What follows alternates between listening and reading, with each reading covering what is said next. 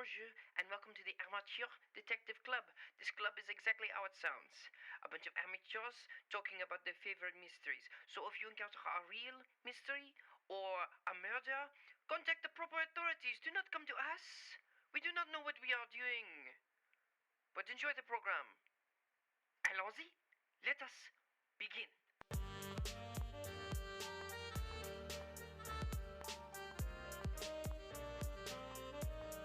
I now call this meeting of the Amateur Detective Club to order. My name is Tristan Miller, the saucy sleuth. I'm Melissa Meli, the spy. I'm Tyler Riley, cop and a half. Today's show is brought to you by Audible. Audible is offering our listeners a 30-day free audiobook with a 30-day trial membership. Just go to audibletrial.com/ADCpod and browse the unmatched selections of audio programs. Download a title free and start listening.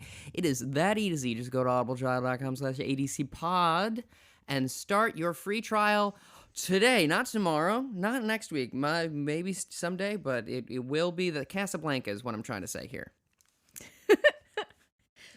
A movie I've never seen. Really? I've never seen Casablanca. I've never seen The Godfather. I don't think I ever will. Never seen E.T. either. Well, that's... No, he's ugly, and I'm not a child. I think the whimsy of E.T.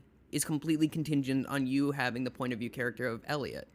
Well, it's a good thing. I have always been and will always be a child. Well, good. It's just like I don't know. My parents didn't like it, and they rented it once. They saw it. They were like, that movie didn't do anything for us. And I was like, either not around or not alive yet, or wasn't paying attention. Right, yeah. Because I'm the youngest. And so we just never rented it from Blockbuster again. All right, well, you live your life. The ride was enough for me. The ride is very good. See, that sounds fun. I like bicycling. Yeah. Yeah, and you fly on the bicycle. It's great. Built for two, Yes. if I recall correctly. Mm-hmm. Oh, it's That's a right. tandem bike? Yeah. A tandem bike? A Tandy Newton bike? It's also it's an old ride. So it's got that old ride charm. Take me back to the old ride charm. Uh-huh.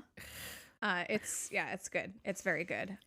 It's one of the one now that I have ridden it once, I have to do it every time. It's a good ride. Oh, I've been there before. Mm. I didn't plan to talk about this at all, but I have recently been more active on the Twitch. Is everyone familiar with what Twitch is? Yes. Okay. It's a All right, I'm spasm, old. a seizure. It's Yeah. But I was watching a friend's stream, and apparently on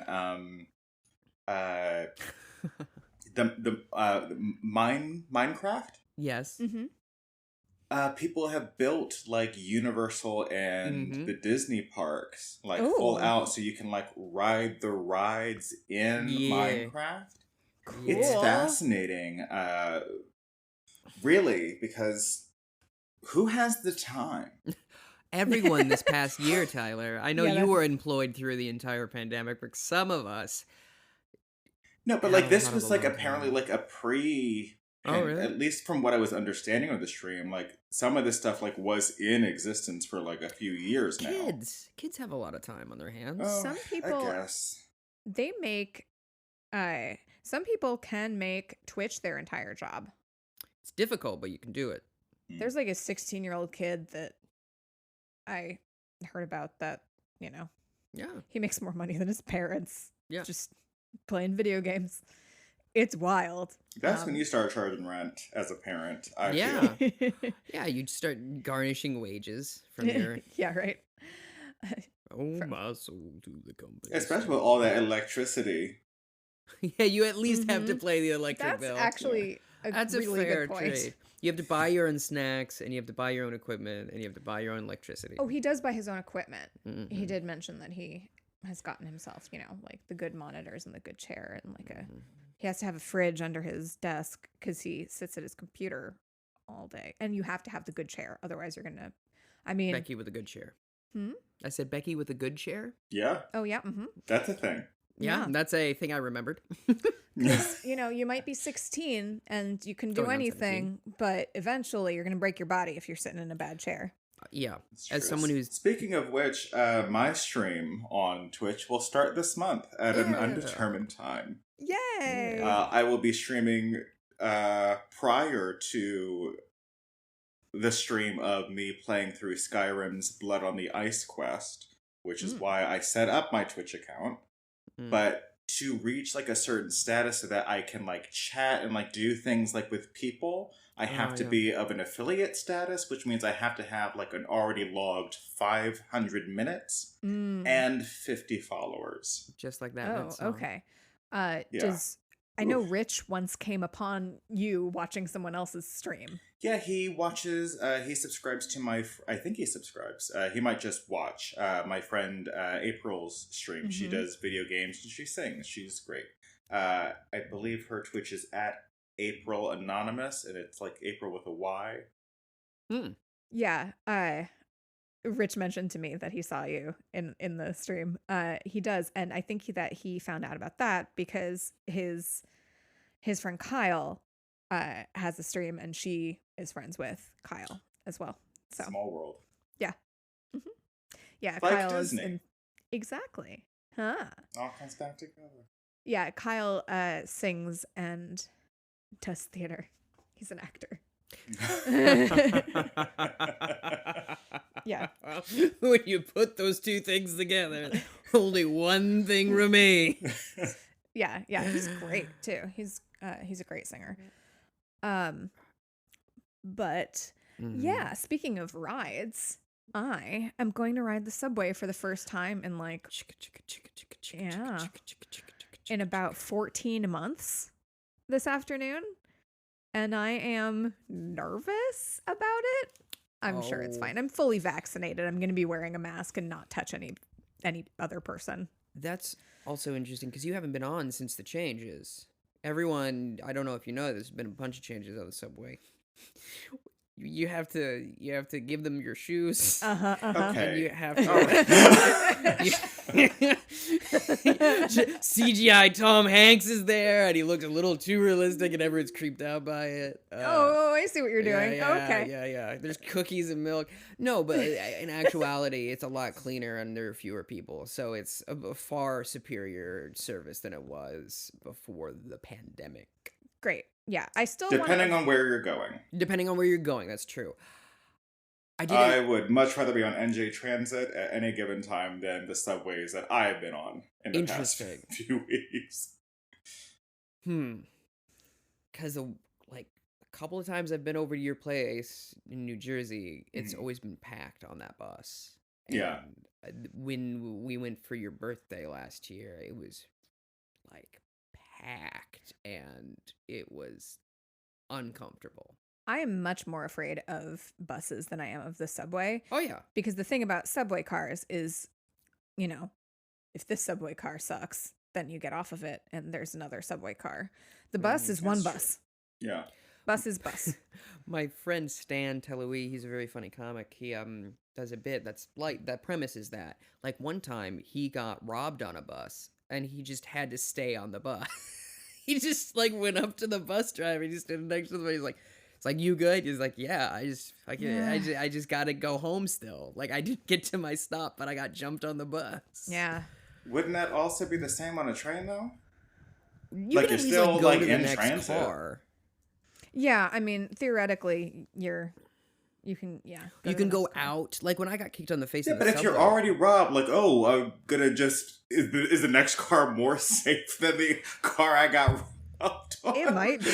Like they're not gonna return back to the same scene of the crime. They're probably gonna move cars or like get off and stop. You're better just staying where you are. Well, you get off at the next stop. You can tell security the guy looked like this. He's in this car. Whereas like with a bus, the bus driver doesn't care. The bus driver's just gonna go where the bus needs to go. Well, yeah, I mean the bus driver has a job. They have to keep driving the bus. Yeah, and they're not like you can't anyway. And like I don't know, it's just a different vibe on the bus. Yeah. He does this bit far better than I could ever, you know. But Yeah. come to the B Cafe shows on Friday nights at 8 p.m. We've changed it. And see Stan Telui tell that exact joke, probably. No guarantee, but probably. Better than Tristan can, because it's not Tristan's joke. Nope. That's the key to telling, as a comedian, telling other people's jokes is you have to be worse at it.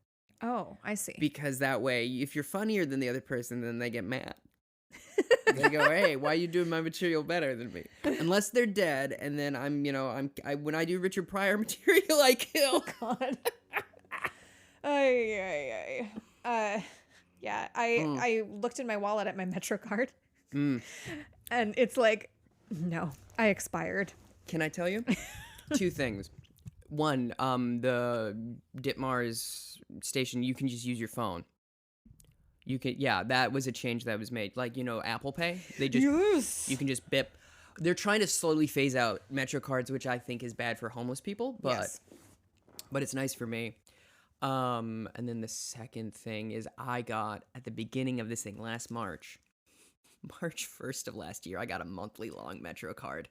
I know, and I think about it all the time. I remember that happened to you. Oh, never getting that money back. Once when I went to run a race in Central Park, I was trying not to carry too much stuff on me, so I didn't want to bring my wallet. It's tricky with checking bags and whatnot. Anyway, so I'm like, okay, I'm not going to bring my wallet. So what do I need? And I didn't bring a Metro card. So I took, an Uber, like everything I can do from my phone. But the subway, trying to get back home on the subway, I hunted down. I took a cab after the race to a subway that had Apple Pay. Yeah. So that I could get back home. I tracked one down. It took forever. It was also raining. Oh, goodness.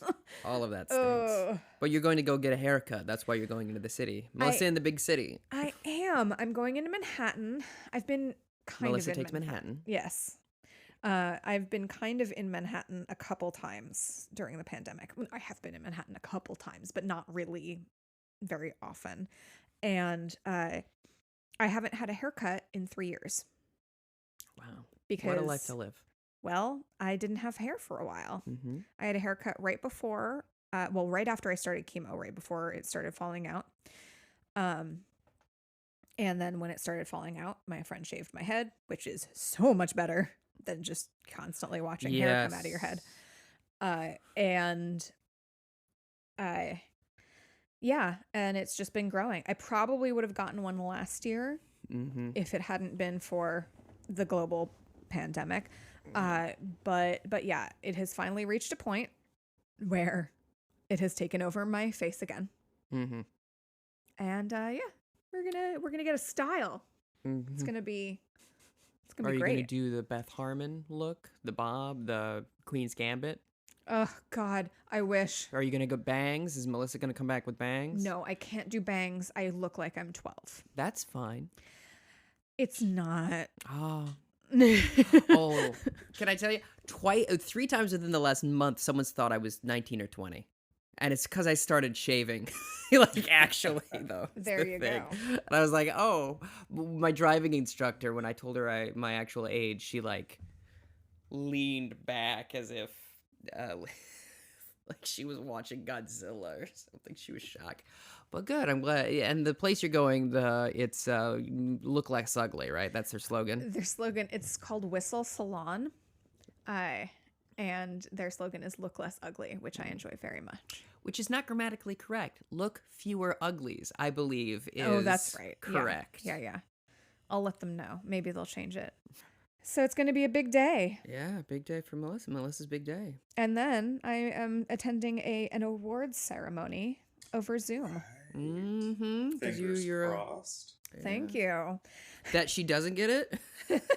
Do you know? We got to keep you humble here on the podcast. I am so convinced I'm not going to that I did not write an acceptance speech. Good. I seriously, I never thought I'd be one of those. I'll write something later. But Who are you, Anthony Hopkins? Come on. I know. No one expected that.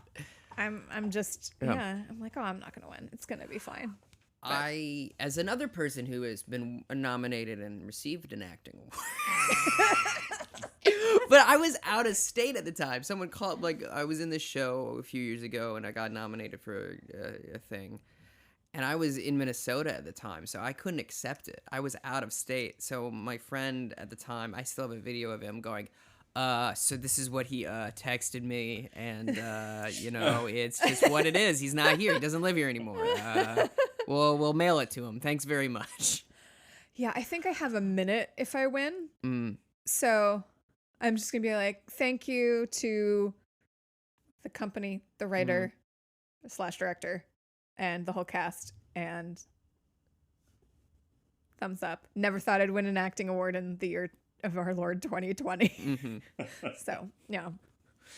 Let's be honest, the year of Satan, 2020. Yes, it's true.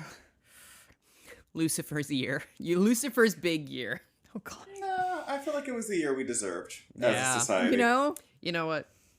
It's true. You either live long enough to see yourself become the year. Anyway, so this episode is called After the Funeral, right? Yes, and they never say the title in the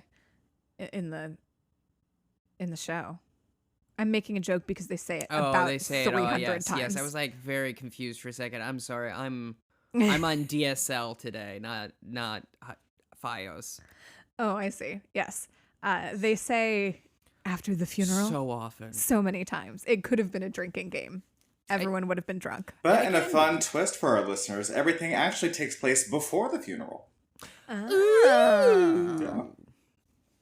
Yeah. So. Meaning before my own. Oh, yes. Yes, definitely. I'm still here, baby. Would you have an open casket? No. No? Actually, no. Okay, Tyler? That depends on how I go. Yeah. Okay. I mean, do I look okay?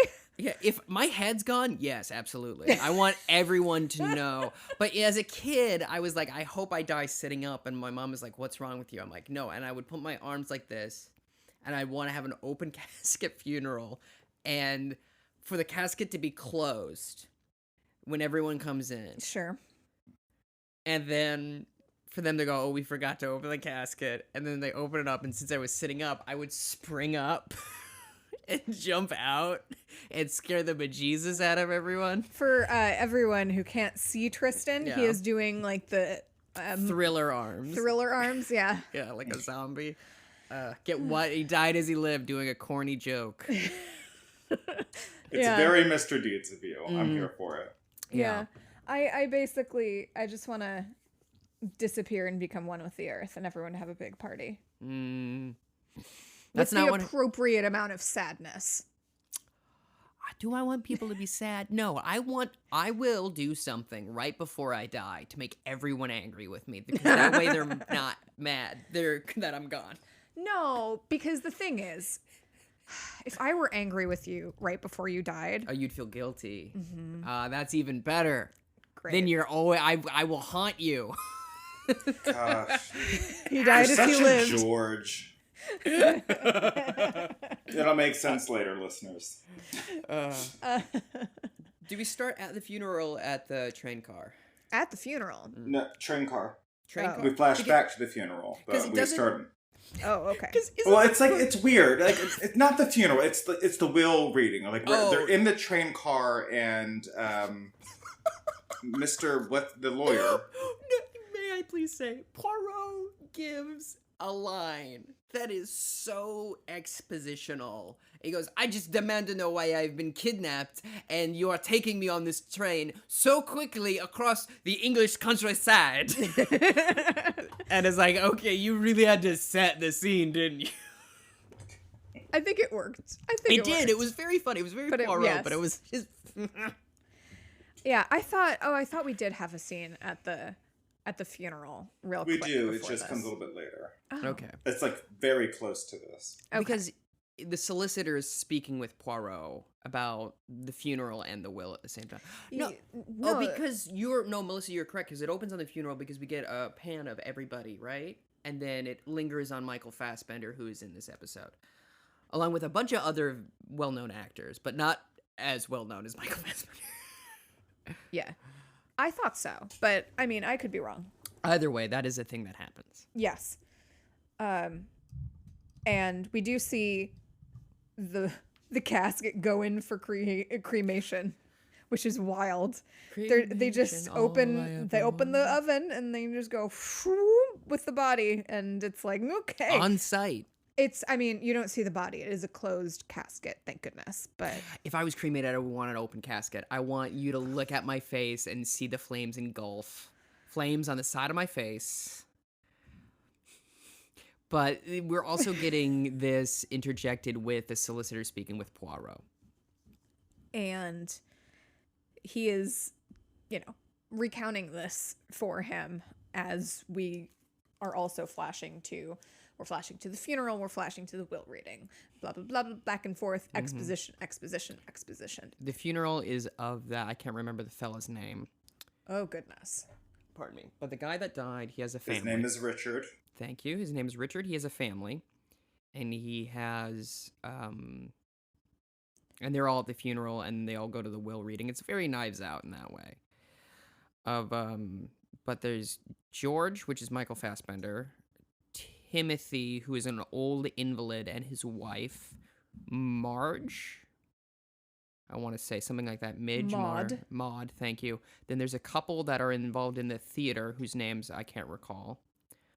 And then George's mother. And George's mother is the sister of Richard. And then there's also a woman who's involved with the church. She's like not a philanthropist. I don't know. How would we describe Susanna? She's like a missionary. She works with missionaries. She's trying to go to Africa to give people books. Yeah. Does that sound about right, Tyler? Yeah. She's doing the work to raise money and funds for these schools in Bechuanaland. So it's nice to know that Susanna is trying to help our good friend Madame Maramwatswe, Mama Kutsi, JLB, and the others in Habarone. Yes. Because Bechuanaland was the British name for Botswana. Was it? Okay. I was wondering that because I'd never heard it before this episode. Okay. So, do you have it up? I have the characters. I have the characters up. And okay, great. Then I don't need to have my phone. I'll be present and engaged. Okay. Great. I won't though. Huh?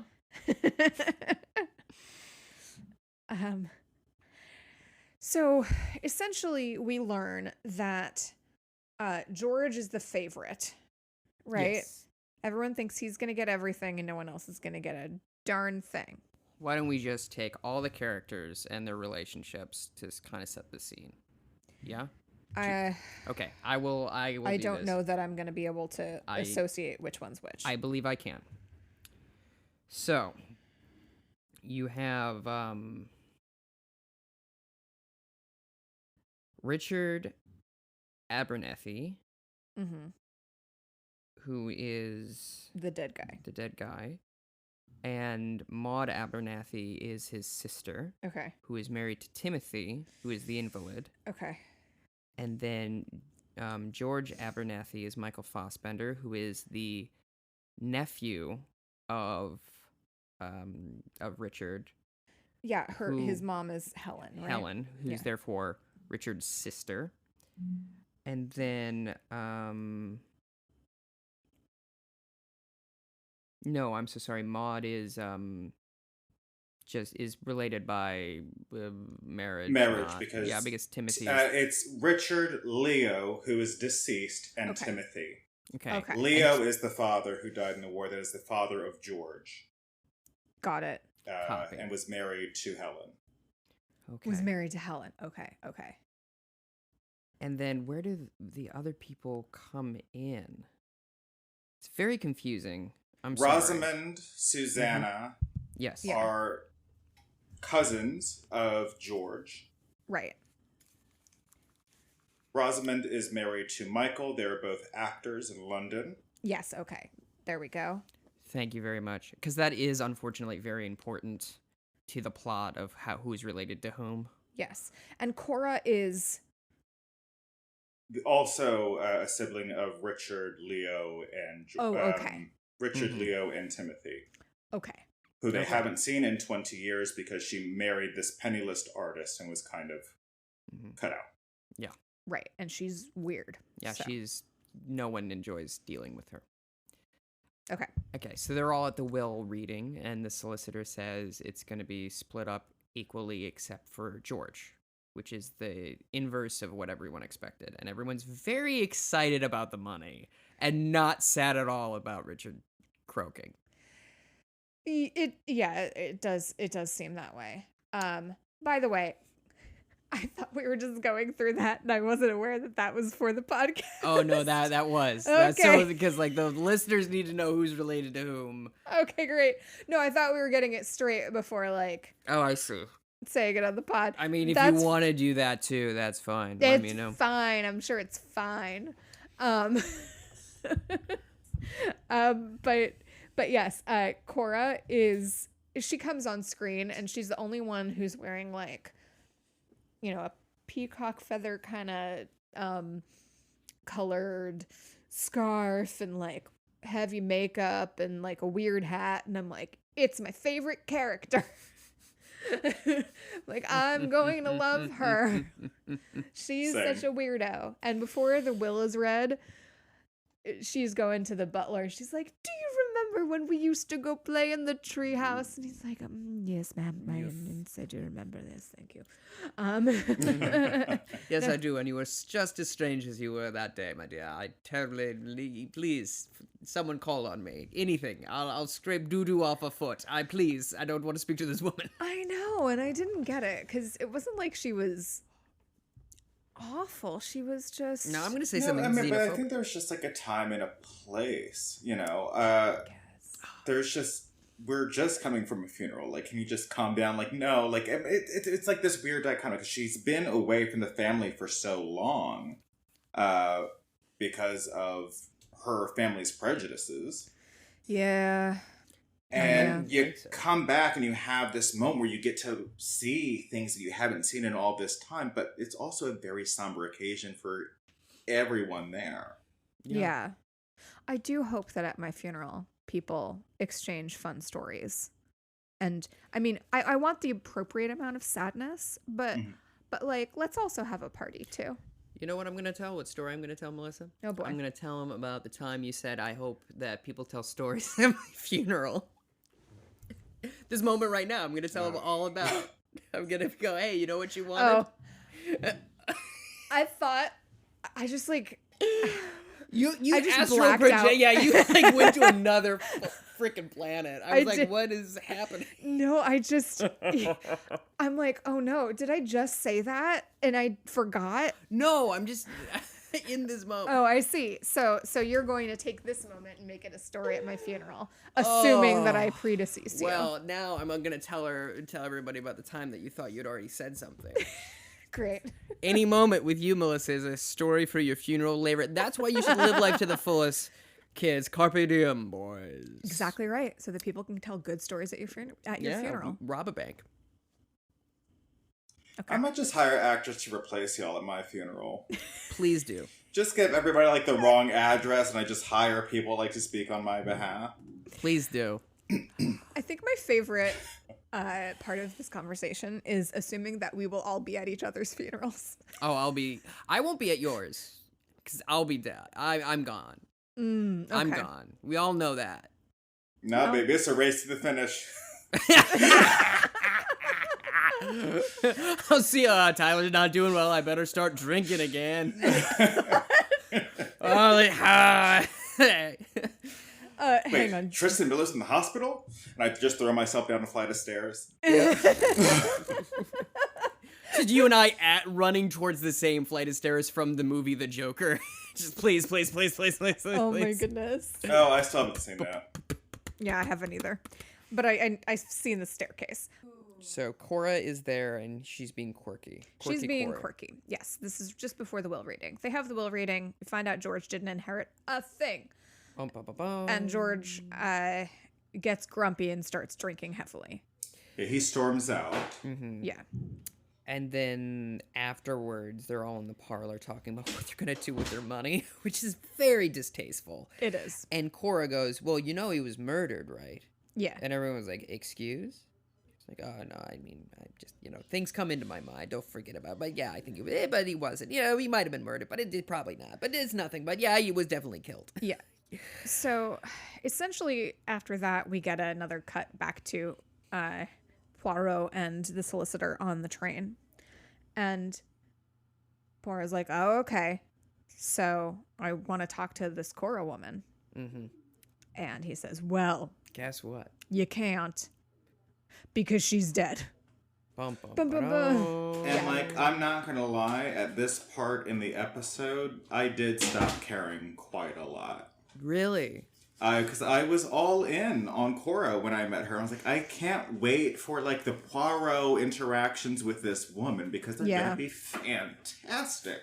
Yeah. And that was not the case. Interesting. Yeah, no, I actually agree. I agree with that. I was like, she's gonna be my favorite character. I'm so excited to talk about Cora for this whole episode. Oh no, that's unfortunate.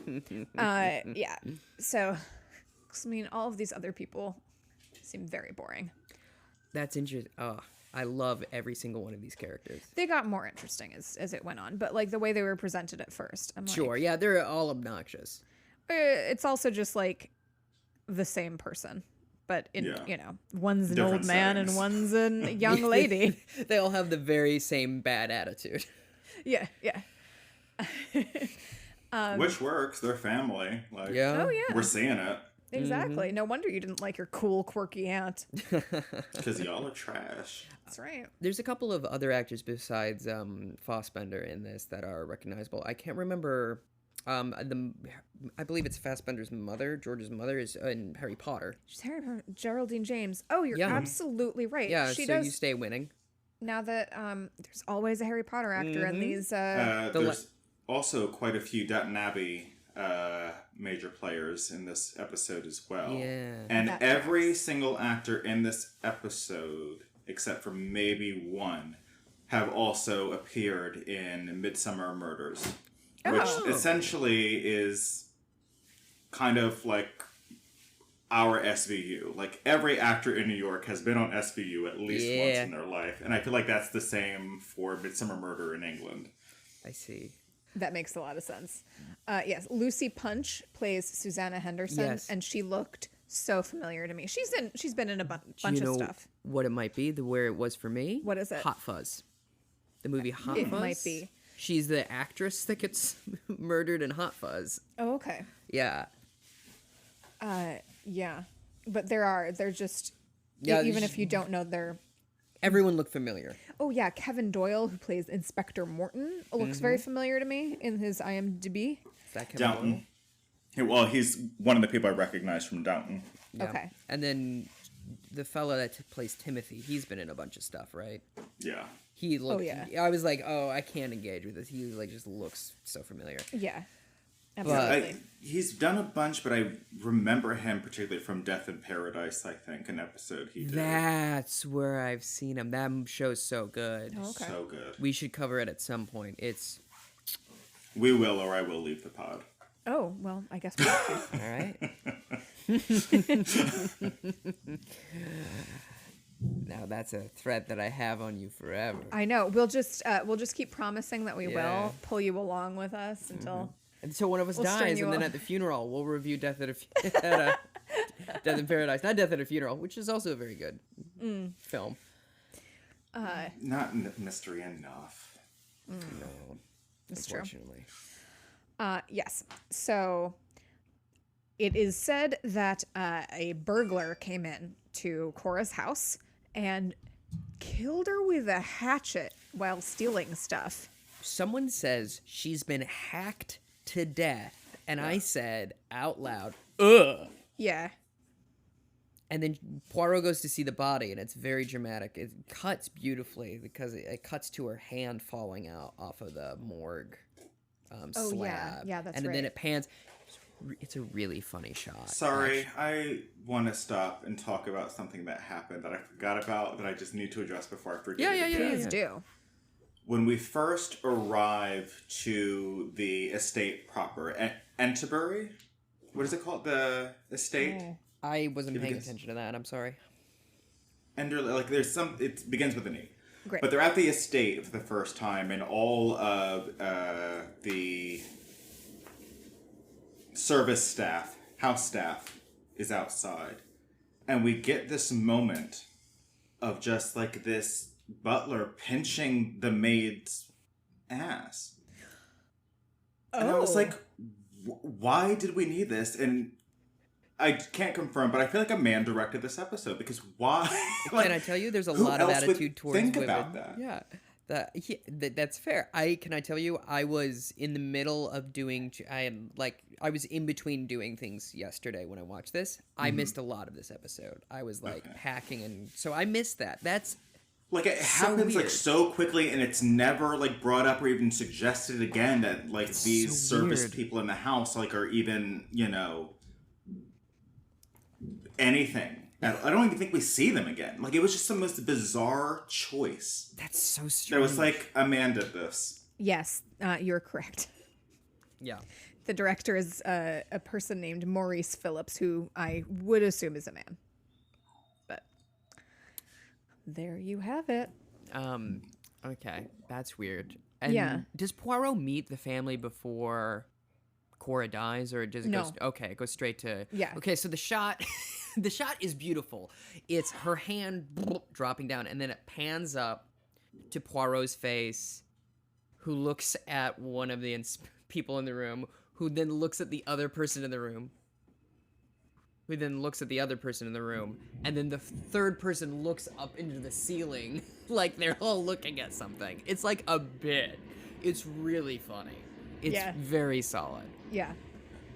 Absolutely. Sorry. Speaking of looking around at Yeah. people, I am just getting used to the sounds of Tristan's apartment because I'm here in person, in case we didn't should mention probably that. mention that. Yeah.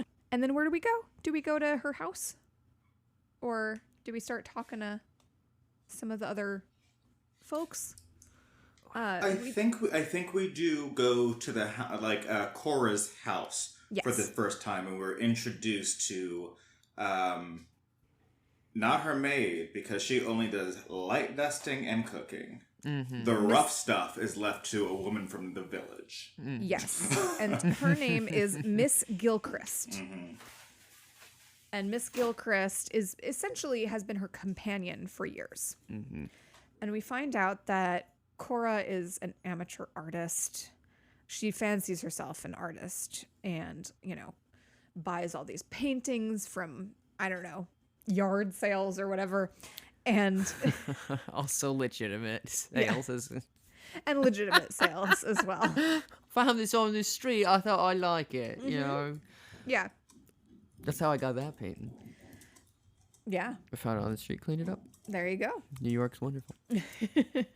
That is a thing about New York, that people just grab pieces of furniture off of. You can just put anything on your stoop and it's taken away. So Yeah. So they go and he meets all of the family members, right? yeah. No. So we're in Cora's house. We meet them. Yeah. What's her name? We Miss meet Mrs. Gilchrist, and is it the lawyer that's... It's a lawyer that's there with Poirot, Yeah, the solicitor. Yeah. And so the solicitor is there talking to Mrs. Gilchrist, and Poirot is kind of looking around, and he happens upon this letter in a drawer. Where there is also hair. Yeah. So she has like hair pieces and stuff, which is, a thing. That Yeah, becomes she's got a relevant. weave. Yeah. Yes. She's got wigs and weaves and makeup and hats, and Cora was a very doing a lot. Cora wore weaves? That tracks. Yes.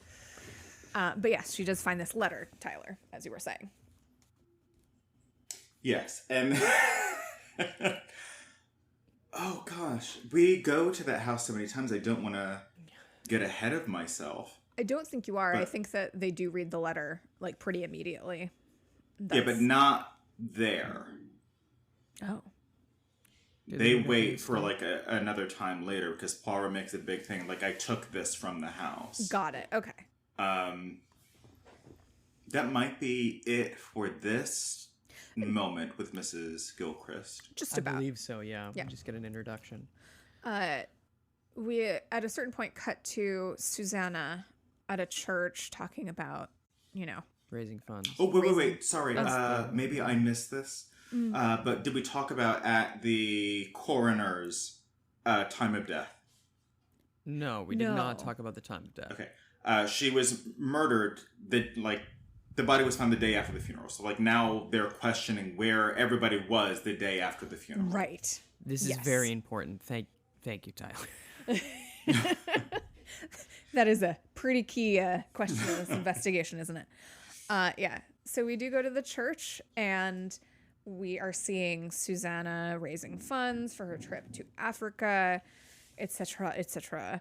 And who is it that comes in and is like, "Hey, got some news." Gregory's mother, whatever that character is. Helen. Oh, Helen. Helen comes in and informs Susanna that Cora is dead. Yeah. And she's the sole inheritor, with some exception with The housekeeper. Miss Yeah. Gilchrist. Yeah, Miss Gilchrist gets a few paintings and an amethyst necklace. Mm-hmm. And so Helen goes over to the house and looks around, and she not Helen, Susanna goes over to the house, and she Miss Gilchrist is collecting bottles of milk from the stoop, and she's juggling them in her hands, and Susanna goes up to her and shoves her suitcase at her. And she's like, okay, I guess I'm carrying both of these bottles of milk and the suitcase for you. And you just get a vibe from Susanna that's like, oh. Every single one This of was so... Oh, sorry, Tristan. every single member of this family treats her abhorrently, Yeah, and it's deeply frustrating. yeah, it is. Tyler? I was gonna say, it seemed to just be, so jarring, though, from, how we were introduced to this character. Mm-hmm. And, just the way that she interacts after... I don't know, there's just, this weird switch, Money felt. changes people. Well, it's one of those kind of things where it's like, oh, I do all this good work. Mm-hmm. And then she's actually, Yeah. Okay, A regular fair. Pharisee. That's a good way to present it. yeah, we all know those white women. I don't know what you're talking about, Melissa. I couldn't possibly Yeah. have a completely different attitude towards white women now than I did 3 years ago. I couldn't possibly have that. I have a completely different, not completely, well, anyway. So Susanna's poking around the place and decides to stay there, right? Yeah, For she the does. night. And then is this the scene where Greg is also there, Gregory? Or is that later on? That's later. Okay, That's we cut. later. When Susanna... Susanna or Susanna? Susanna. Susanna. Don't you cry. For me. Arrives, she also offers Mrs. Gilchrist the opportunity to stay on Yes. and there, at the house until she finds another position. Yeah, and and offers three- her upfront 3 months' salary. Yes. Which is great. I mean, that's a good thing to do. Very reasonable thing to do. Yes. Yeah. And she does say, I really do want to make sure to, I just want these paintings and this necklace. And Susanna's like, oh yeah, that's completely fine. It looks like she copied these paintings off of postcards. And she seems a bit wounded. Miss Gilchrist is like, oh no, she was quite the artist, kind of deal. And pretty soon after that, do we get Mr. The Italian gentleman, Mr. Galaccio? Is he there yet, or is that a little later? That's later. Okay. Because I believe the next thing is Poirot goes to speak with Timothy and Maud. Okay. And Timothy is the worst son of a bitch on the face of the planet. I was like, he's an invalid, he's in a wheelchair, and Maud is taking care of him left and right, which is what it is. And then he tells her to go get something when the inspector and Poirot come in. And there's a beat where she's getting up, and he goes, like a cat. And I literally went, what? And I'm like, I was like, in my mind, I was like, I hope he goes. I hope he's next. Yeah. Because we are dealing with murder here. Right. Just push him out of the wheelchair and don't let him back in. Like, that's what you should do. Because he's a bad person. Yes. But it turns out that what has happened in the meantime is the deeds to the house have gone missing. So they cannot sell the property to give everyone their inheritance. And then they're basically Poirot and the inspector and the solicitor are going to each member of the family, telling them this to see how they react. Yeah. And Timothy goes, it'll sort itself out. He's very cavalier about it. He's like, it doesn't matter much to me. It's fine. And it'll all work out in the end and yada, yada, yada. And so then they go on to the people in the theater. Yes. Because it's a really great cut. Because Timothy goes, it's all just a bit overdramatic now, isn't it? And then it cuts to them doing the play and it being very dramatic. I remember that cut. It's good. It's very fun. Yeah. And they're in a bad play, both of them. Yeah, it's and terrible. What they want to do is they want to use the money to produce a play for her husband to be in so he can become a star. Right. And so they're very interested in getting the money as soon as possible because they've already talked to people because they are actors and don't know what to do with money. Correct. Speaking as an actor. So, yeah, that's all I kind of remember about it. But they're backstage. But it does this thing that I love when Poirot makes us sit through theater on screen is very, very funny because it's always absolutely correct. Yeah. Like, that is how theater is, isn't it? It's so silly to watch. I love it so much. Yeah. And I believe also, is this the moment where we have a couple scenes in the theater, but there's also some moment where I believe it's George is sitting and watching the play. That's later on. Oh, that's later on. But he yawns. Oh, I loved it. it's terrible. I loved it so very much. Funny. Yes. So everyone's finding out that Cora's dead. Trying to establish where everybody is and after the funeral. And also that the deeds have gone missing. Right. And they say that the wife actress, I'm going to call her the actress. Rosalind, thank you, was going to meet a friend but didn't. And so she had a lovely day out shopping because they just missed each other because there was no cell phones. You couldn't just be like, where are you? Yeah. And then the actor, Michael, is it? Yeah. Michael was gonna also, like, he went out after and he was meeting up with somebody. Yeah. Like again, and that's where they were during the day after the funeral. And that's their alibi. Yeah. And then, so we've covered them. Do we go to anybody else? Do we have to inquire? at some point, we see George on a bench. Oh, yeah. Waking up. I was watching this with Rich, and he looked at it, and he's like, "Oh, is he?" And I'm like, "Oh no, he's drunk." Yeah, this he's was drunk. before we saw the bottle next to him. But there was this. It actually lasted much longer than I thought it would, which amused me greatly. There was a black lab that was coming up to him and being like, "Hello, sir. You should wake up now. Hello. I think you need to wake up. You're on a bench outside. I am concerned for you. I'm a dog."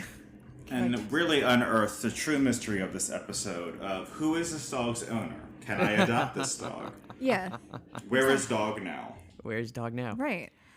I'll Totally unresolved throughout the whole episode. I'll say this. We also get some stellar sleepy acting from Michael Fassbender in that moment.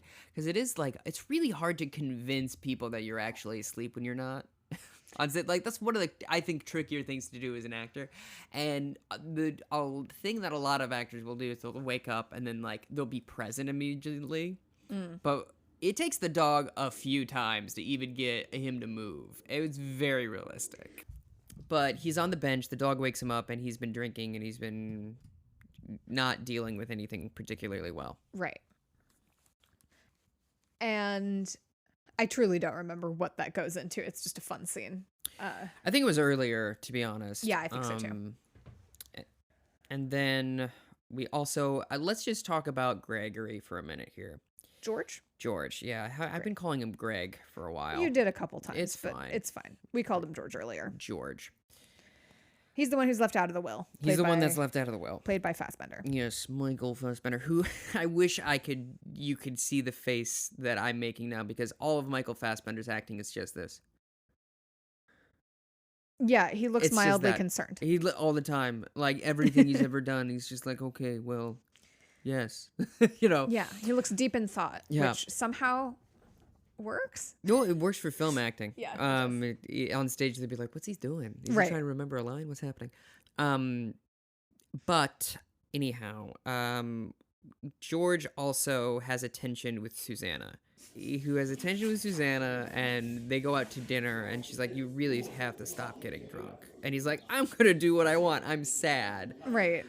And she's like, "Really, please don't do this. Don't do this." And that's kind of where we leave him up until part of the reveal, right? Like he's basically then there's another scene in Cora's house where he suggests, "Oh, I could just lay here on the couch," and Susanna's like, "Absolutely not. You should go to the village and go to a hotel." Yeah. That is true. Because the solicitor is also staying in the village as well, trying to find these documents and figure out what's going on with Poirot. Right. I mean, things look pretty bad for George because he was, cut out of the will, and he's not acting like a good person. It's not remorseful, really, or Right, like, yeah.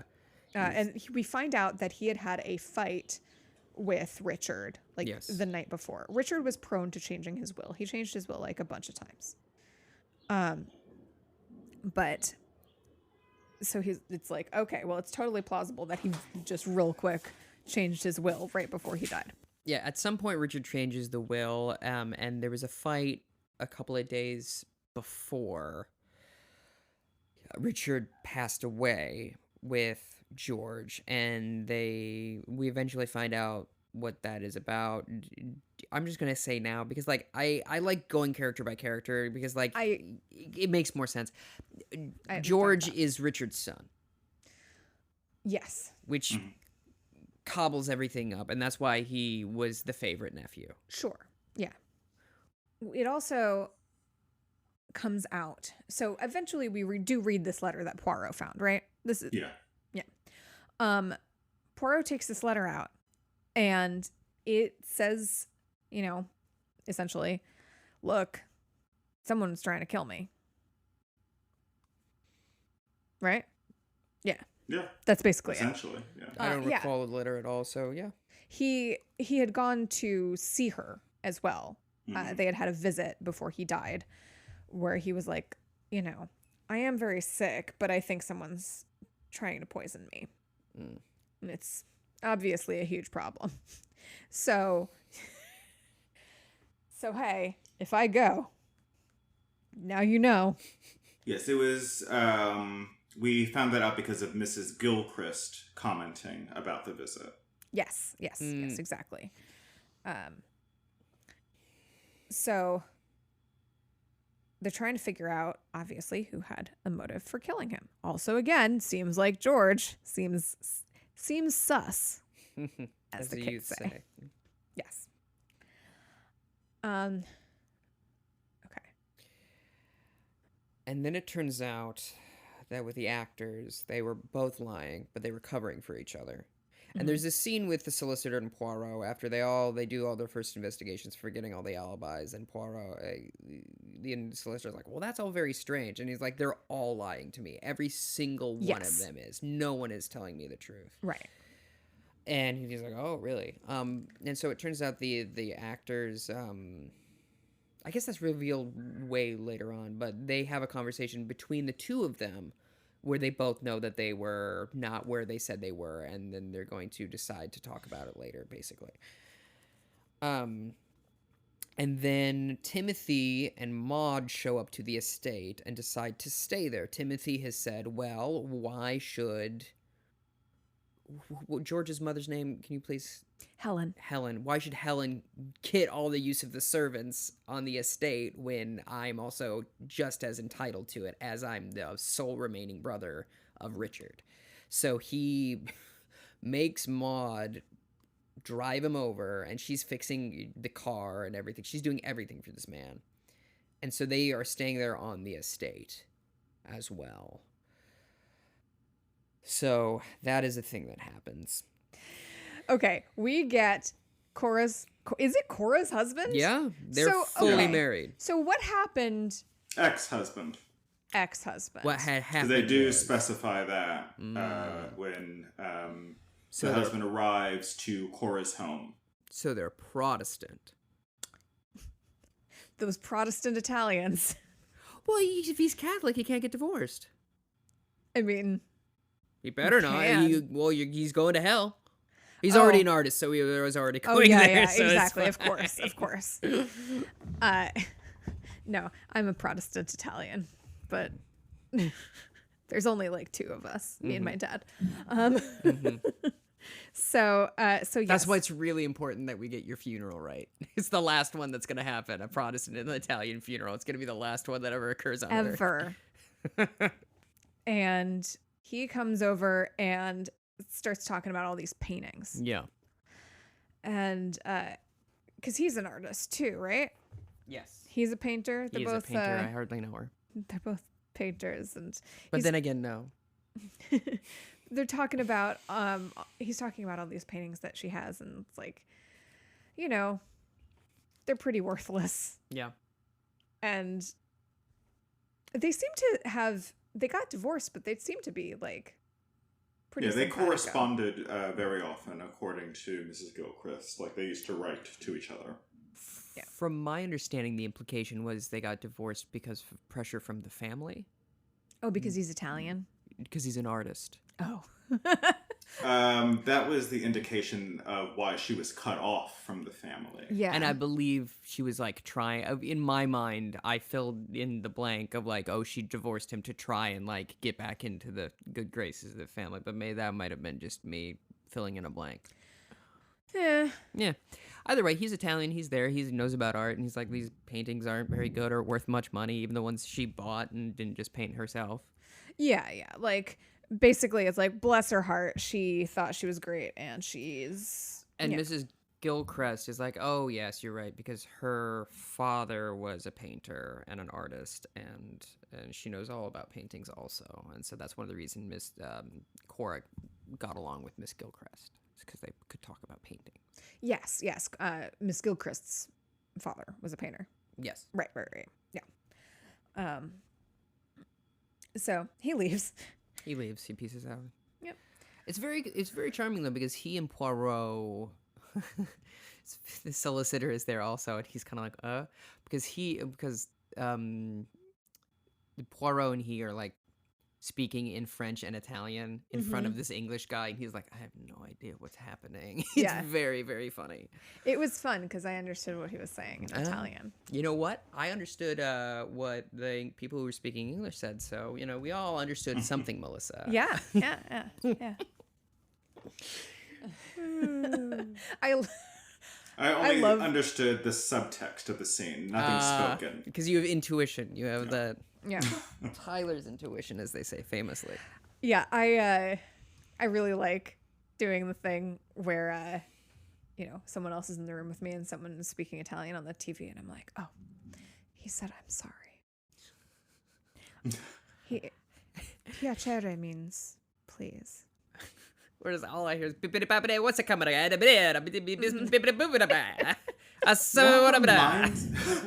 I was in college and we had to do in our acting one, I had to do a scene from Italian American Reconciliation. And I remember like the big criticism I got from my theater teacher was that she's like, well, how do Italians talk? Like you weren't really using your hands. And I was like, yeah, because I'm not a racist. I'm not a xenophobe. Thank you. Not just gonna put on affectations of like a culture that does not belong to me. Oh, sorry. But see, that's how you know you're not white, Tyler.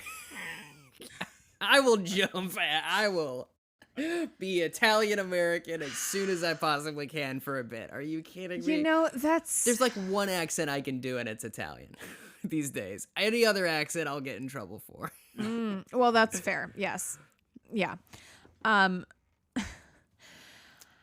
mean, I guess it does bring up the question of like how much, like, when is it a bad idea when you're acting? When is it a... Like, if I had, like, an actual, like, if we were given, like, actual time, you know, Yeah, to, like, learn and, like, really Sure. find nuances, and I had, like, somebody Italian American that I could, like, talk to. Right. to be Even like, on this "Hey, call. Yeah. can you guide me through this so that I'm not doing anything offensive?" Because there are certainly Black Italian Americans in this country, Mm-hmm. Yeah. but I am not one of them. No, that's actually a really good point. So it becomes a character instead of a caricature. Yeah.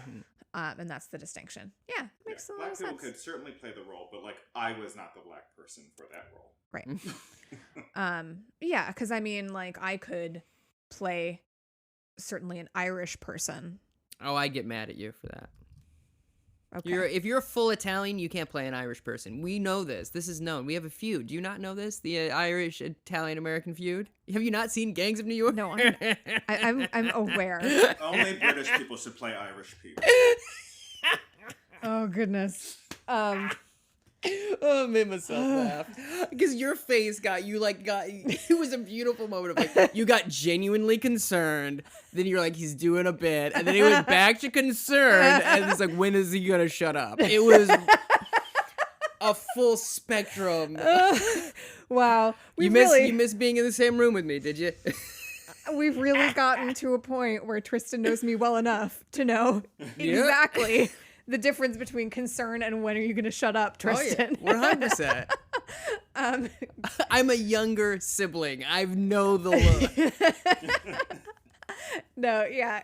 I mean, like, as a very white person who barely looks Italian, and is only half Italian, you know, I can play someone white from a culture that is not my own, but then hopefully I'm not, you know, adopting, like... I think there's a huge, I think what we're kind of keying in on is there's a difference between like being rude versus racist. Like if I'm putting on an affect of like someone from the Middle East, even if it like they're like I've gone to a tanning salon or whatever, that's still like racist. Yes. Whereas like it's rude to it's like just rude to go what's I'm gonna go, you know, it's just a little mean. Yeah, it's like it's like okay, well, fine, you know. At a certain point it comes out, I forget how, that there had been a witness, the butler witnessed the will writing, the new will. Yeah. That's it. And he's like, and it was just this one page, says Poirot. And he's like, no, it was more than one page. Or no, I'm sorry. Other way around. Yeah. Other way around. And it was these 2 pages and you saw all this? And he's like, oh no, it was 1 page. I remember very specifically. It's like, oh. But the butler you can't see well. And he didn't bring that up to Richard because he was afraid he would let him go. Yeah, so he didn't see what was on the page, but he did specifically remember that it was only 1 page. Mm-hmm. Right? Okay. Yes. And then they're all at dinner and they discover the real will in a dollhouse. That's I was true. starting to get pretty sleepy. Is that correct? That's correct. Oh, great. Poirot brings everyone into the home. Yeah, I was gonna say, like, everyone gets, like, invited back Yeah. to the estate, including Miss Gilchrist and the ex-husband. Yes. Yes. Because the ex-husband comes in and starts flirting hard with Maud, Timothy's wife. And she seems to be, like, down for it. I mean, and Timothy goes, I suddenly don't feel well. And then, because they exchange, like, in my recollection, they only exchange a look. But was there more to that? Yeah, okay. Well, they exchange looks at dinner, but they also exchange looks when he arrives. Like, this is like the second iteration that we're seeing them like flirt.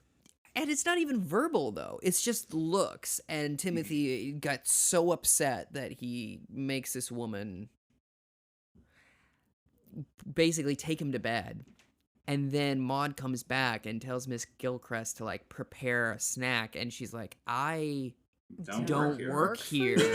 But she does it anyway. And Poirot stands up when she leaves. Yeah. It's a beautiful moment. Yeah. He's very uncomfortable because he's like, this is inappropriate. Yeah, and because you also doesn't say anything. Yeah. Well, he people are making choices. Yeah, exactly.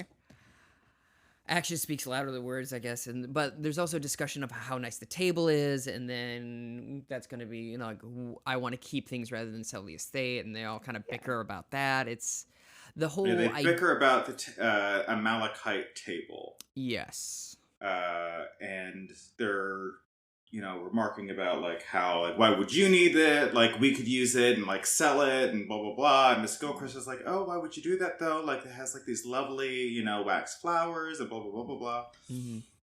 And like everyone just has an opinion about this table. Yeah. And then, because the reason they're all going to the estate is to pick out like not heirlooms, but like keepsakes. Thank you. Right. Yeah. That won't be sold with the estate, and so that's the whole point of the evening. But then later on, it's Rosamund, who's the actress. Yeah. And Susanna, who are in the parlor, and there's a dollhouse, as Melissa, you said earlier, and then Poirot walks in, and Susanna's opened the dollhouse, and the original, not fake will, is there, so they all gather everybody up. Yeah. To deal with that. And in the meantime, they've been having an interesting discussion about how your face isn't exactly symmetrical. Mm-hmm. And so they're having a grand old time putting a pencil in front of their face and like looking at the difference between, each side of their face. Because in a mirror, it's the opposite, and you'll never truly know what you look like. Even in a photograph, it's still reversed, yes? Or it slightly misrepresents you, or whatever it is. Well, the lens distorts. Yeah. If you put a 35 on, you're going to look different than when you put a 50 millimeter lens on. It's going to look wider. Yeah. So people really do have good and bad sides. They truly do. Oh, absolutely. My headshot photographer told me that my left side is my good side. I don't know. My good side? My butt. My little tuchus. That's my best side. But like, for example, my father has a very crooked nose. And it only really is prominent in a mirror. And I'm the same way. I have a nice S-shaped nose that like you don't notice necessarily unless I'm looking at a photo of myself. It's very interesting. Yeah. Anyhow. But yes, they've had a couple glasses of wine and they're putting pencils in front of their noses and having a great time as they find this original will. When does the scene where Miss Gilchrist is making hot chocolate happen? It happens like around this time. Right around this time. So I want to say like right before maybe they discover. Okay. So yeah. There's just a beautiful scene between her and Poirot when she's making hot chocolate for Timothy, and she goes, "I'll make you some," and Poirot's like, "No, I'll make my own." Yeah. Which is very kind of him as they're making it, and she goes, "Well, I wasn't always, housekeeper. I used to own a bakery." Yeah. And she makes great cakes. Yeah, which is referenced earlier. Also, at some point, by the way, she got poisoned. I know. It just occurred to me. She was sent a fruit cake mysteriously in a wedding cake. I guess you used to send pieces of wedding cake through the mail, which is wild. And as soon as she opened this box, I'm like, there is definitely poison in this cake. Yeah, 100%. And she put it underneath the pillow, which is apparently like is a tradition to manifest a husband. Yeah. Mm-hmm. And the man of your dreams. I see. That's cute. It's very, it's like Mr. Sandman. Yeah. But Unsanitary, but cute, it's- I guess. Yeah, it's very messy. yeah. Weird. You don't put ho-hos underneath. I put ho-hos underneath my pillow because I'm manifesting ho-ho. And I'm in your life, but I'm taken. But they have a really beautiful conversation, and this keeps coming up where Poirot is like, yeah, well, I've chosen to be alone, and it's very lonely being alone, isn't it? To be alone. And she's like, well, yes, it is very lonely to be alone. Mm-hmm. And it's a very sweet moment. A lot of sympathy for Miss Gilchrist. Yes. And then she asks him for a loan. Just kidding. That doesn't happen. And he was forlornly? Is that, can we squeeze that in there as Yeah. rhyming? Is that too slant of a rhyme? Is that a Lombard street Like, of a if you line? had tried to pronounce like with more of a lone emphasis, we might have been able to make it work. Forlornly, and she was so forlornly rejected. It's me, it's Liza Minnelli. Yes. So the will, the will, the one-page will, the real will, is everything's left to George. Yeah. And they're like, who could have done this? Who could have done this? And George goes, it was me. And they're like, what? And he's like, I made the fake will because I didn't want anything because he said he was my dad and I hated him for it. Yeah. And I'm gonna then go smoke with Poirot out in the veranda. yeah, and then someone, then Helen, his mom, has some sort of a revelation and gets bonked on the head. Yep. Yeah. I'm gonna take us back a second. No, sure. We don't quite know yet that George is aware. Like, we don't know the dad thing quite yet. Okay. But that's a conversation he has with Poirot. Yes. Like one-on-one. They're But like spoken. still doing like the pencil thing. Like everyone like kind of starts trickling off to like some people are going to bed. The girls are in the parlor, you know, dealing with the letter. Mhm. Poirot and who's it are in the kitchen and whatnot. But Helen goes up to bed and she's in the mirror, like before bed, like fixing her hair, and then she does like this head tilt, Mm-hmm. reminiscent of how they said was Cora's like very specific mannerism. That she used to tilt her head like a bird, almost.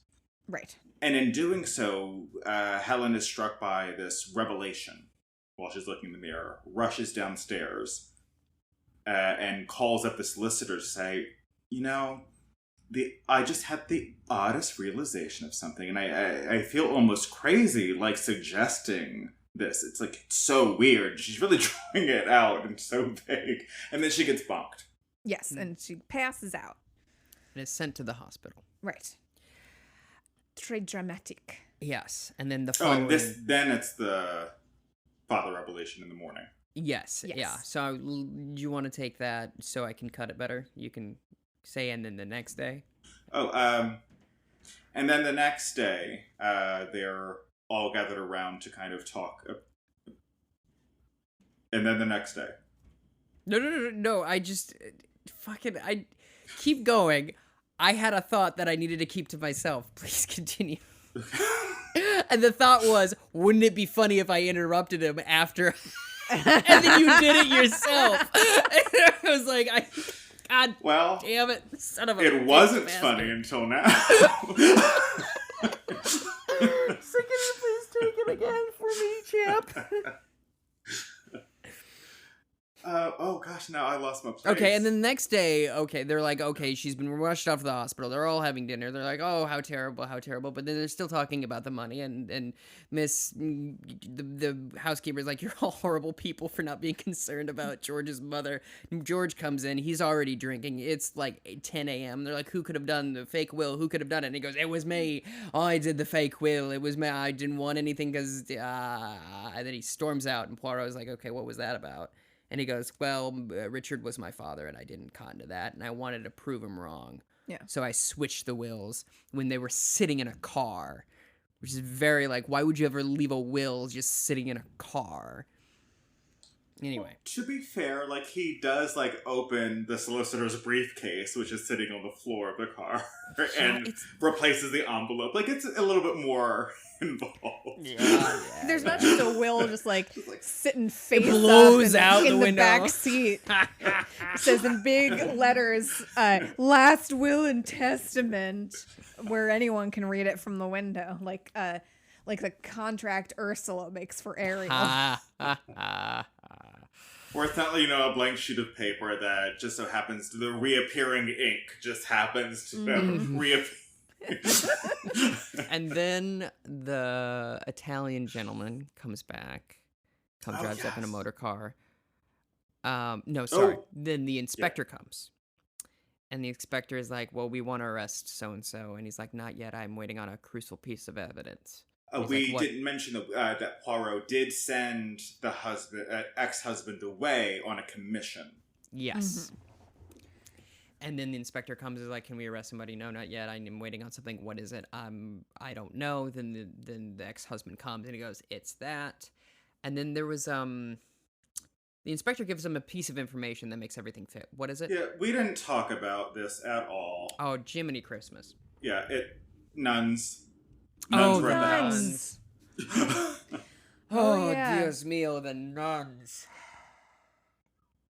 It's a plot point, but we can just talk about it when the time comes. Yeah. Because it's not so integral to the actual mystery. Is it time to take a break? It is, in fact.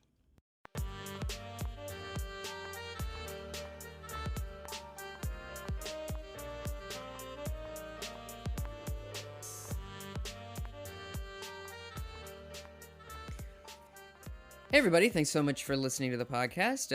You can support the network we're on, which is called Scavenge Network, by going to scavengenetwork.com and checking out all the fine programs they have there, like Spooky Spouses, the backlog of Historical Hotties, the backlog of Journey Under 30, which is a bunch of business advice for people who have not yet hit that 30-year mark. You can go to... Yes, Melissa? No. I'm just leaning in. Okay. I'm leaning in for... Okay, so well... I can listen to you better. The dynamic, we're clearly not used to being in the same room recording anymore. What's it like to be around people? Oh my god. But you can go there, check out all their stuff. They're doing live streams and whatnot. There's also an independent podcast showcase that is next month that we are participating with. No, it's this month. It's this month now. It's May now. It's already May. It's gonna be May. So later this month. Yeah, on May 22nd. Thank you. You're welcome, because it's also a day I'm running a race. Yep. So. Oops. Yep. Melissa's gonna be sweaty for the show. I think that we have enough time in between that I will not be sweaty anymore. You're just running and doing a FaceTime. That would be fun. You can go to teespring.com/inthemill and look at our merch and maybe buy some if you want. If you don't want, it's fine. But if you don't like it, buy it for someone you hate. There you go. I have a personal plug. If you're in the New York area, go to Woodside, Queens at 8 p.m. at the B Cafe every Friday night. Comedy shows there. Except for on the 7th, I'm going to be down in Miami at the Villain Theater. I'm doing a show, I think, at 8 o'clock there. So if you're in Miami and you're listening, you can come to show up to Mel Guevara as she's taping her special. It should be very fun. But yeah, B Cafe, 8 p.m. every Friday night in Woodside, Queens. Tyler, you've been. Melissa, you have not. And that's all I'll say about that. I was going to come next week, but it's the one day you're not going to be here. Because I'm out of town. I'm going to Miami, baby. Going to the beach, Nicki Minaj. All right. There you go. Maybe I'll go the night before my race. No, I'm not going to do that. Just kidding. All right, fine. Look at it. We are on social media at ADC Pod on Facebook, Twitter, and Instagram. Go give us a follow there. We are very cute and interesting. So you might even get to see our faces occasionally on something. We post pictures of ourselves. I was going to take a picture of all of us three being in the same room. And then Tyler, you aren't here ruined it yet. for me. We're still not in the same room. Who has been here, though? No, I know. It's all been me. It's been me. I'm waiting Not just until... gonna shift blame on me one day. I couldn't. Yeah. I've been waiting for the full vaccination mark. And then you went out of town. And then I went out of town. I was like, I was in PA for, most of for 3 weeks after I was fully vaccinated. good grief. So, but yeah, We got an email. we do. It's amateurdetectiveclub@gmail.com. Gmail. Gmail. We also have a Patreon. And it's been eons since anyone signed up to give us money. Oh no. For as little as $1 a month, you can receive bonus access and bonus content.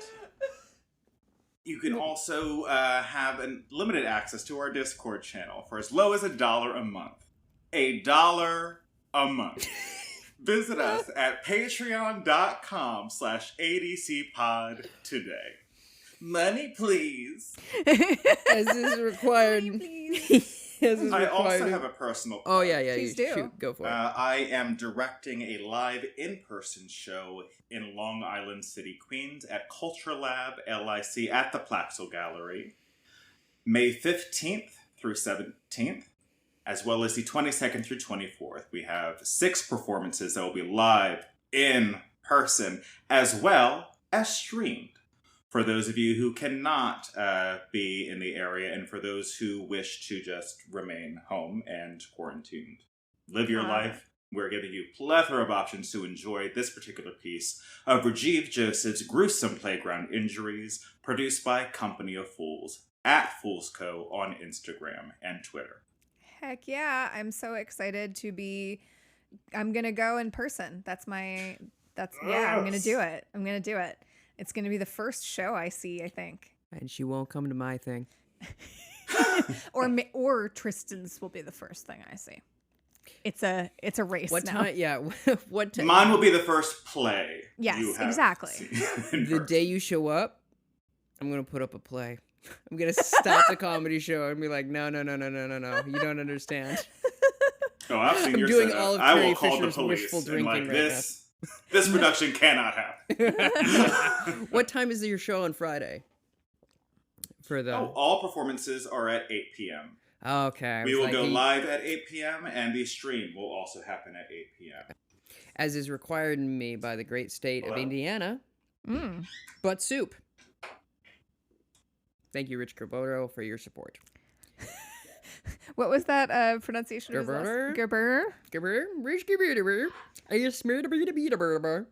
Is the Swedish chef racist? That's the question. Back to the show.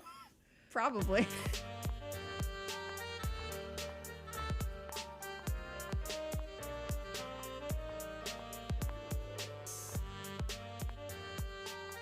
So, Poirot invites everybody. They're already back in this state because it's still the same day that George just made a fuss and told everybody about the fake will. And also, in the meantime, the deeds have just shown up mysteriously. They've come back, and then the solicitor is gone, and he's trying to make those arrangements. So Poirot gathers everybody in the parlor. But before he does, he goes, as the actors couple is walking in there, he's like, "Well, where were you really? Yeah. Where were you really?" And he's like, "I don't know what you're talking about." And Rosamund goes, "I knew you were your mistress." And Michael's like, "Oh, no, not at all." She goes, "It's fine." And Michael goes, "Well, where were you?" And she goes, "I was going to go get an abortion because I'm pregnant, but then I couldn't do it. So we're having a kid, Michael." And Poirot was like, "Haha, I solved it," and walks away. And then they're just both standing there like, and Michael goes, "I'll never see her again." And Rosamund delivers this beautiful line. She goes, "There's gonna have to be some changes around here, Michael." Terribly British. Love it. There's gonna have to be a few changes around here. Now that you're having my baby. If I had a nickel. You'd have 2 nickels. And that's what you get for child support.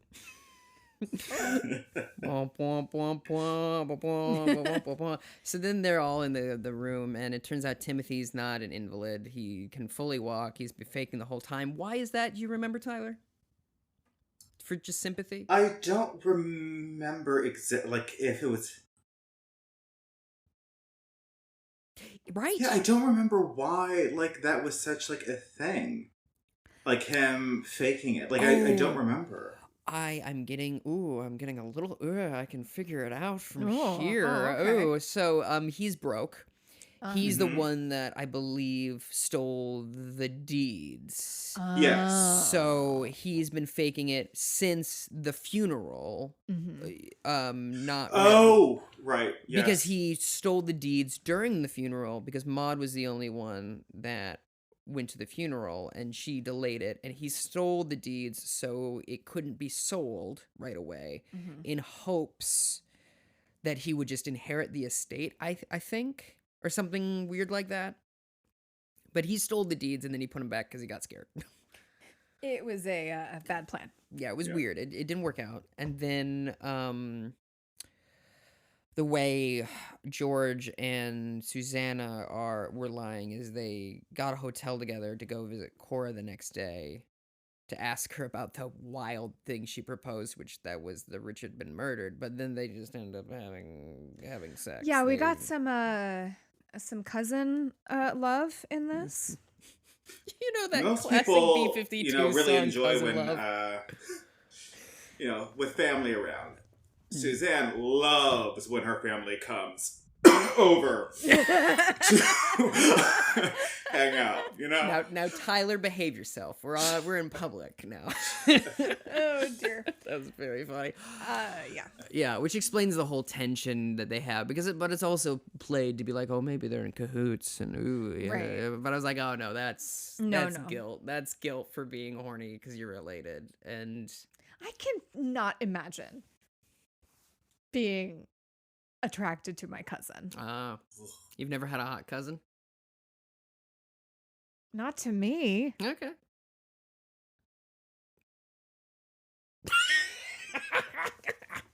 No, man, I'm not either. I'm from South Dakota, but not like that. Jiminy But Christmas. step cousin. Well, that is different.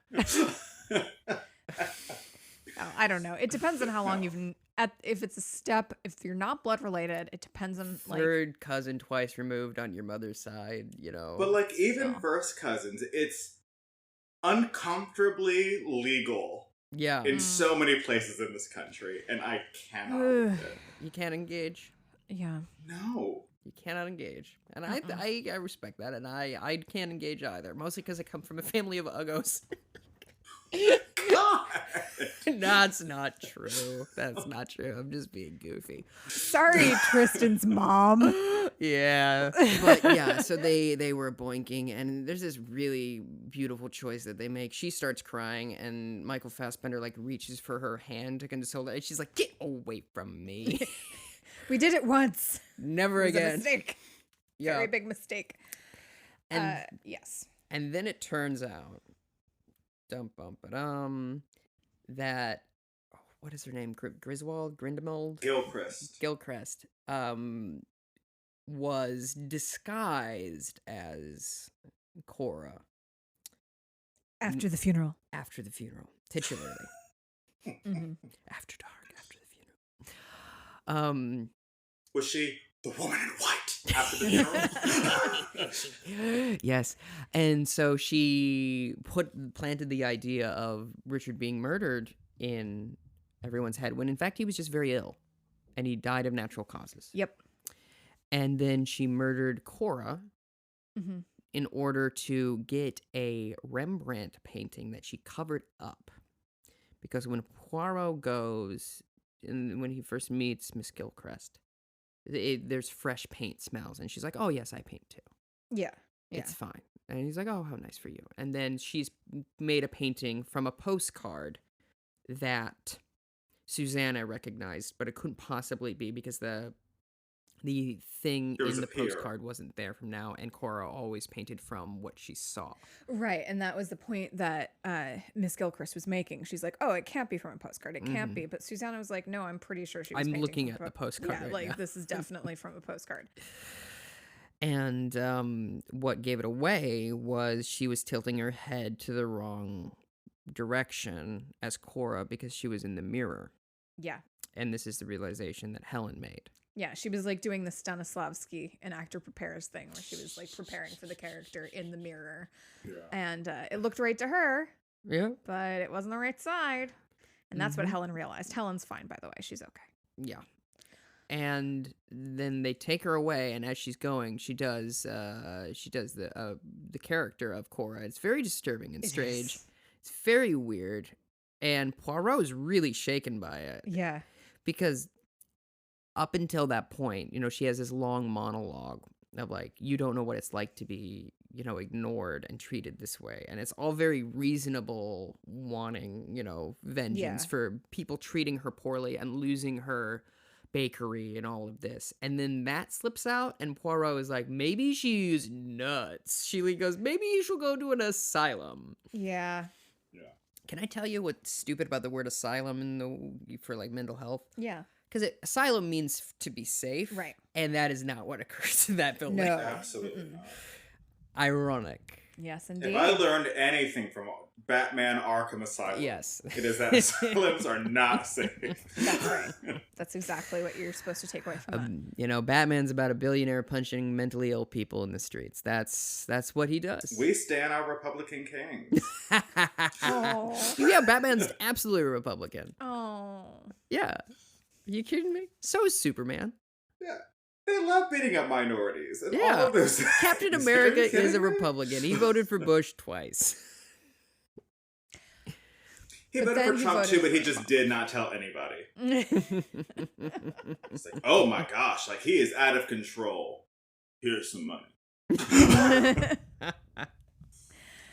No, but after at a certain point, Captain America comes around and realizes the error of his ways. And it goes back to the 30s. It still messes with my mind. And doesn't do anything. Listen, Peggy Carter is Yeah, no, really she's a hot. dime. She's a dime and a half. Are you kidding me? Haley Atwell, Ugh. step on my face. So basically, everyone's like, well, that's that then. And then there's a moment between George and Suzanne, because Suzanne's decided to go to Africa with the missionaries because she has this money now from Cora. And George is like, when will you be back? She's like, I don't know. But she does say she loves him when they talk about it. So she's very conflicted about the whole ding dang thing. Yeah. Gross. So what do we think about it? This episode. I want to go last. All right. Okay. I'll go, if that's all right. Mm-hmm. I'll give it a 6. Okay. I appreciated the performances of a lot of people in the cast. The mystery for me, they just didn't do it for, like, I found it interesting, but like, I knew who it was. So like, it just, as a mystery for me, like, it just didn't hold up that much, but it was an enjoyable enough ride. Like, I wouldn't be in a rush to revisit this episode, but I would watch it again. Sounds about right. I feel similarly. I'm going to give it a 7 though. So the thing that I thought it was Susanna because she was acting so sketch the entire time. And I'm like, it can't be George. It's way too obvious. But it was also felt very obvious that it was Susanna. And then I like went to look up the actress who played Susanna because, we were like, oh, she's so familiar. And I saw the cast list and figured it out because I saw that the actress who played Miss Gilchrist also played Cora. And I was like, oh. So IMDb spoiled it for you. IMDb spoiled it for me in the middle. Dang. So I thought it was a fascinating twist. And yeah. My stupid ass. I did the same thing. It didn't even register. Didn't even register. Didn't even register. I was just like, oh, okay, yeah. But yeah, so I did figure that out. I thought she was great, by the way. Oh, the actress who played phenomenal. Miss Gilchrist Absolutely. was so good. Yeah, I mean, it's pretty solid acting all the way around. But yeah, I thought it was a really interesting story. Looking forward to reading the book, which I believe is actually called something slightly different. I'll let you know in a minute. Okay. So 9.75 out of 10. Okay. This is the best acted Poirot movie I've ever seen. Michael Fassbender is one of my problematic faves, unfortunately. I think he's very, very talented, but maybe not a good person, and that's something that like is what it is. Yeah, but it happens. He was, yeah.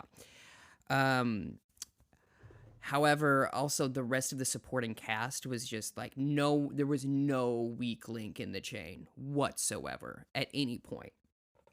And as far as the mystery goes, I had the thought, as I often do, wouldn't it be fun if it was this person? This is what I would do. And that is what happened. And so I was like, good. We're all on the same page here. You and Agatha thought the same thing. Yeah, exactly. I was like, good.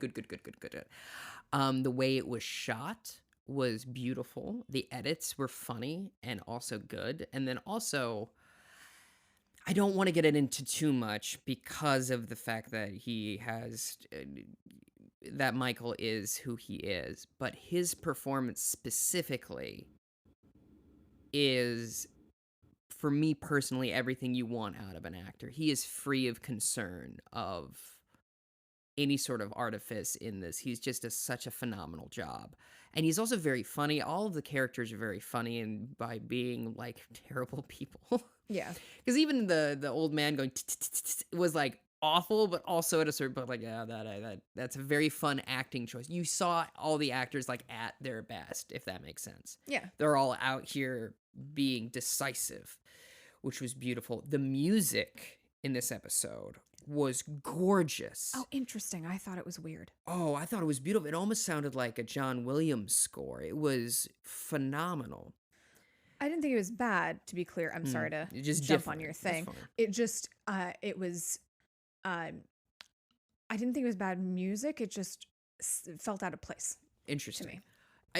I noticed the music for the first time in a Poirot episode, and that for me, it was beautiful. Like every part about this. The only reason it's like I give it the margin of error there of 0.75 is in case something comes along and I'm like, whatever. But I would watch this episode again happily if they're like, okay, I would even maybe, if someone came to me and like, I want to start watching Poirot, what one should I watch? It would be either this one or like Murder on the Orient Express, because that's, classic and everyone's kind of familiar with it. But yeah, I really enjoyed it, even though I was kind of distracted the whole time because I was getting ready to go do something. But it was still just, there was nothing wrong with it on a technical level to me. So the original title was Funerals Are Fatal. No, that's cute. Of the book, published in March 1953. And it changed 10 years later to Murder at the Gallop to tie in a film version. Huh. Which was a Miss Marple film. Huh. Yeah, I don't know. It's weird. And then yeah. And then now we got this. And then now after the funeral. Funerals Are Fatal is a funny title, and I like it. Mm-hmm. So, next week. Oh, next week. Yes, next week is Taken at the Flood. A young widow is left in sole possession of her late husband's fortune, and her brother refuses to share it with her in-laws. So, they enlist Poirot to try to prove that the widow's missing first husband might not be dead, after all. Ooh. All right, then. With that, then I call this meeting of the Amateur Detective Club to a close. Gavel sound. Some sort of tag.